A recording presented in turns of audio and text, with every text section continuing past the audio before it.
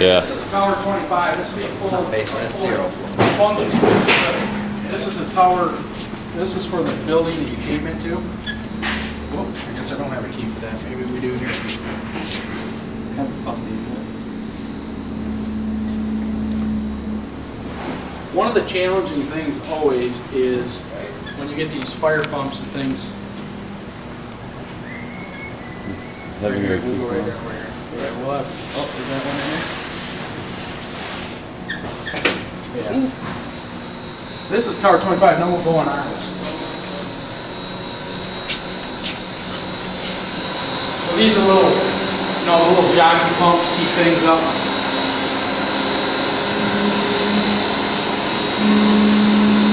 This is for the domestic, this is for your fire.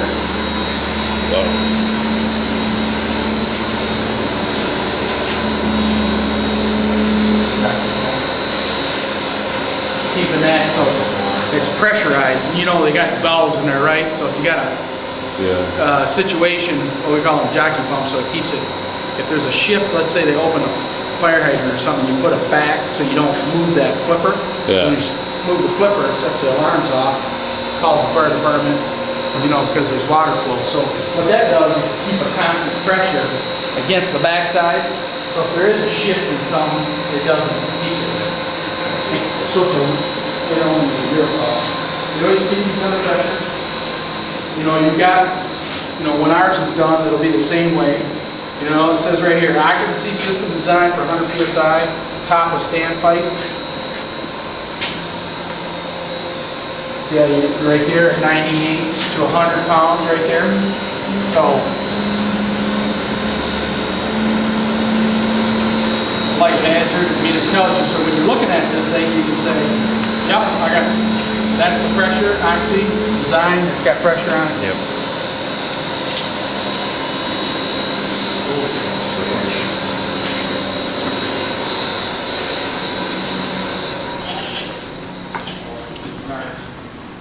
Always a challenge you find is when you got to flow test these things. You ever been around when they flow test it? How does that work? What they bring meters out, you got to have, like, you call the fire department or the city or whatever. PSI, don't you, for a certain amount of time? And what they're doing is they're pumping a shitload of water.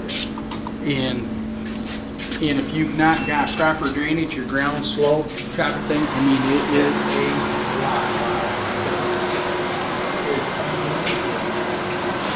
You got to make sure that this is ours.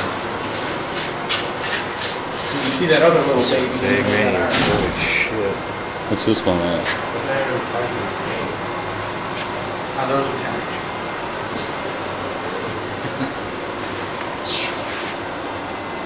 I'd say there's a lot of pressure going through there. Oh yeah.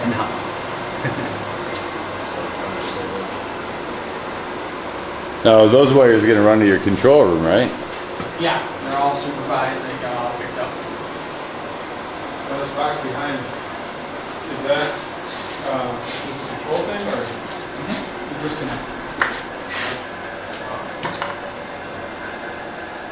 And your panel, that's what.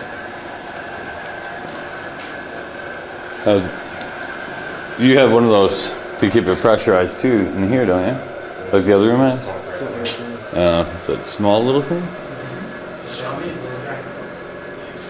Now, in your fire design, common thing is, and one of the first things when we do constructability reviews, one of the things is we look for, because typically your fire is a performance spec when you design. Typically it's called a performance spec. So you have the subcontractor design your system. And about 8 out of 10 times they'll come back and say you need a pump. You need a $100,000, $50,000 pump because you don't have enough pressure out there at the city or whatever. And that's because what they've done is they've shrunk their pipes. Yeah, they can just bring up the diameter and then Bring up the diameter and you get rid of the pipes. if you have low pressure. Yeah. This particular coming into the city is great. We got like 95 pounds of pressure just coming into here, not with no pumps. So, but that's what you do. And then So they do now, that of course, already? when you upgrade your pipes, talking about BIM, now you've increased the mains and that kind of stuff. Can it fit above the ceilings? So you've got if you're saving money, can you really physically fit it all to make it happen? Right. So sometimes you're forced into that smaller pipe with the add of the pump. Do a lot of people try to do that to you? Sell them? Yeah, no.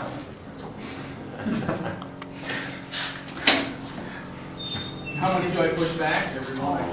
Everything we can.